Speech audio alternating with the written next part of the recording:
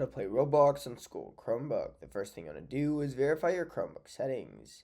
You first want to check Chrome OS version, open up settings, and then scroll to About Chrome OS and ensure it's updated to the latest version of Chrome OS. If not, you'll just have to update your device.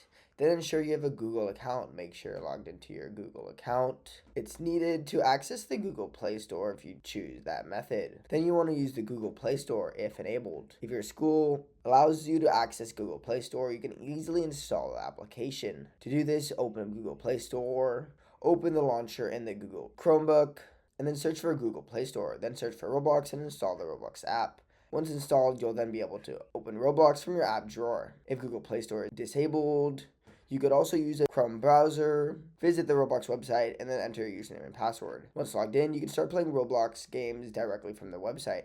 However, some games may not be optimized for browse play, so performance may vary. This is optional, but if none of these methods work, you can use an Android emulator. To do this, you just want to follow these following steps right here. Keep in mind, you always want to make sure you're not violating any school policies regarding the use of Chromebooks. If this video helps you, make sure to subscribe, but for now, goodbye.